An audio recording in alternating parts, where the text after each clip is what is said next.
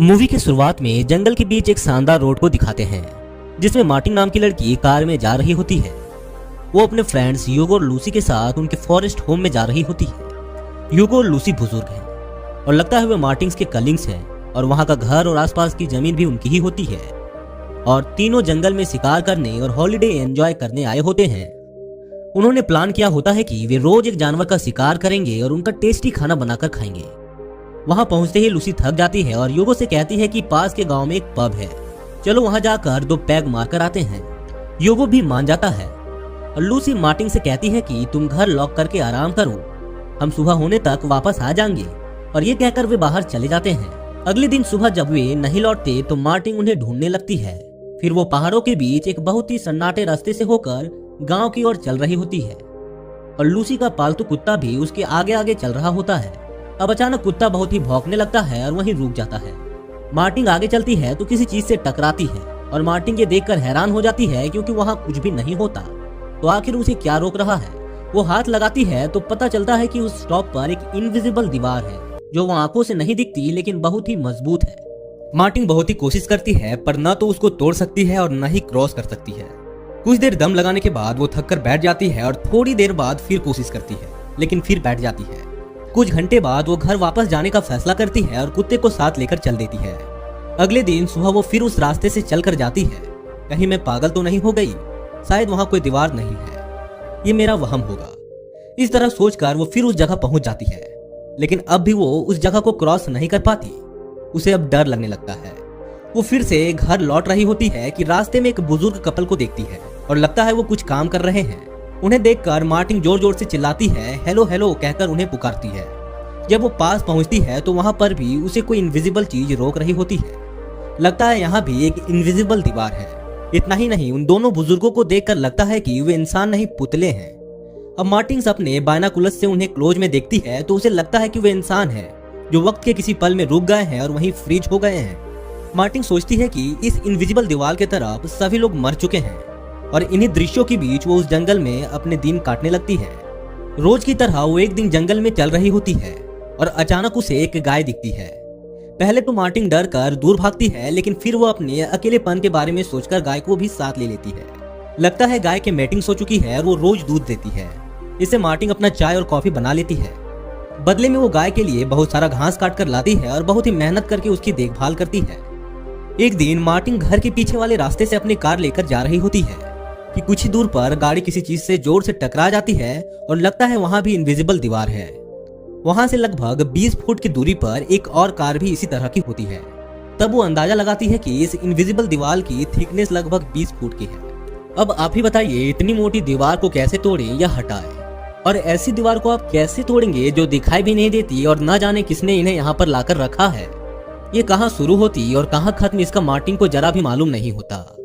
अब इस परिस्थिति में उसे क्रॉस करना तो नामुमकिन है। ये सोचकर वो मायूस हो जाती है और घर लौट आती है।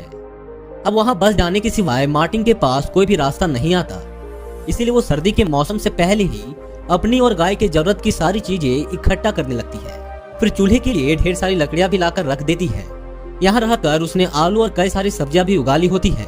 उन्हें ही काट कर अगले 6 महीने के लिए खाने का इंतजाम कर लेती है। एक दिन वहाँ एक बिल्ली आ जाती है और मार्टिन उसे भी घर में रख लेती है, लेकिन उसका सच्चा साथी उसका कुत्ता होता है और वो उसको बहुत ही प्यार करती है। पहले दिन वो हिरण का शिकार करने की कोशिश करती है पर ठीक से नहीं कर पाती और घर लौट आती है। लेकिन अगले दिन फिर कोशिश करती है और इस बार उसका निशाना नहीं चुकता। मरे हुए हिरण को घर ले आती है और फिर कट करके टेस्ट की खाना बनाकर खाती है। अगले दिन फिर वो पहाड़ के ऊपर पहुंचती है। वहाँ सूरज और उसकी रोशनी से रंगा हुआ आसमान देखकर वो प्रकृति का सुंदरता में खो जाती है और वहीं पर सो जाती है।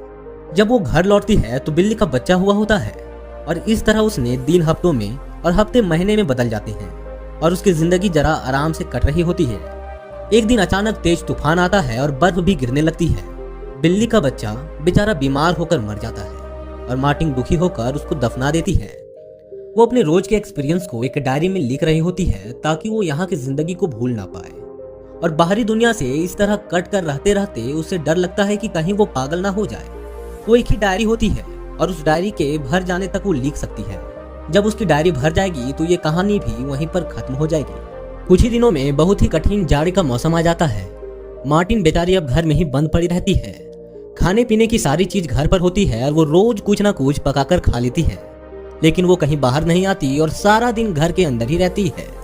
इसी बीच गाय का बछड़ा होता है और मार्टिन डिलीवरी में गाय की मदद करती है और बड़ी मुश्किल से बछड़े को बाहर निकालती है। बछड़ा पैदा होता है और मार्टिन उसे भी संभालती है और किसी तरह जाड़े का मौसम बीत जाता है और मार्टिन घर पर ही रह रह कर तंग आ चुकी थी और उसकी डायरी में 25 लिखा होता है और मार्टिन लिखती है कि इस जंगल में रहते रहते लगभग 1 साल गुजर चुका है और इस बात की एनिवर्सरी मनाने में पहाड़ पर जाने वाली हूँ। फिर वो कुत्ते को लेकर पहाड़ पर जाती है और शाम तक वहाँ का दृश्य निहार रही होती है और सोचती है कि जो हो गया सो हो गया, आज से मैं एक नई जिंदगी की शुरुआत करूंगी। ये सोचकर वो घर लौटती है और वो पहले जैसी मायूस नहीं होती और अपनी डायरी को देखने लगती है। अब ऋतुओं का चक्र एक बार फिर से शुरू हो जाता है। गर्मी, बरसात, बसंत इत्यादि मौसम आते हैं और चले भी जाते हैं। फिर एक बार जाड़े का मौसम आता है और मार्टिन उसका सामना आसानी से कर लेती है। फिर बसंत ऋतु आती है, तब मार्टिन एक सफेद कौवे को देखती है जो जरा घबराया हुआ लगता है क्योंकि बाकी काले का उसको भगा रहे थे। उसे देखकर मार्टिन को लगता है कि ये भी मेरी जिंदगी की तरह है जो कि जंगल में अकेला है और पास की किसी भी चीज से उसका कोई भी संबंध नहीं।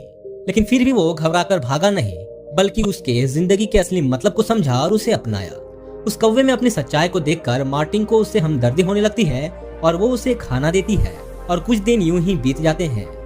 मार्टिन धीरे धीरे अपनी पुरानी जिंदगी को भूलने लगती है। एक दिन वो अपने कुत्ते के साथ पहाड़ से लौट रही थी कि तभी उसे एक ऐसी दृश्य दिखती है जिसे देखकर उसकी सांस रुक जाती है। पागल जैसा दिखने वाला एक आदमी मार्टिन के गाय के बछड़े का सर काट रहा होता है। लगता है ये आदमी भी मार्टिन की तरह इनविजिबल दीवारों के बीच फंस गया था, लेकिन शायद वो मार्टिन जैसा सुलझा हुआ इंसान नहीं और यहाँ अकेले रहकर पागल हो चुका था। उस आदमी को ऐसी घिनौनी हरकत करके देख मार्टिन कांपने लगती है। उसका कुत्ता उस आदमी को अटैक करने जाता है, लेकिन वो उस पर कुल्हाड़ी चला देता है। ये देखकर मार्टिन पीछे के दरवाजे में घर जाती है और अपनी बंदूक लेकर आती है, लेकिन तब तक बहुत ही देर हो चुकी थी और बछड़ा भी मर गया होता है। मार्टिन के परिवार के दोनों सदस्यों को घायल करने वाले आदमी पर उसे बहुत ही गुस्सा आता है और वो उस आदमी को लगातार शूट करके मार डालती है। वो बछड़े के पास भागती है जो कि मर चुका होता है। फिर वो कुत्ते के पास जाती है और उसे गोद में लेकर रोने लगती है। कुछ देर बाद उसका कुत्ता भी बेचारा मर जाता है। मार्टिन उस पागल आदमी की लाश को खींच के ले जाती है और पहाड़ों से नीचे धकेल देती है। फिर वो उस बछड़े और अपने कुत्ते को बड़े सम्मान के साथ दफनाती है और उनका अंतिम संस्कार भी करती है।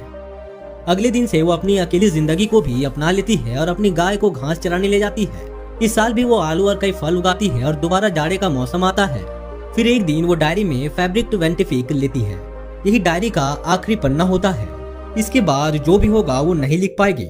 उन बातों को उसे अपने दिल में रखना होगा और उस उम्मीद में बाकी की जिंदगी गुजारनी पड़ेगी कि उसे यहाँ कोई लेने आएगा। उसके चारों ओर की ये इनविजिबल दीवार किसी तरह गिर जाए और जंगल के बाहर का रास्ता खुल जाए। इसी प्रार्थना के सिवाय और कुछ नहीं कर सकती।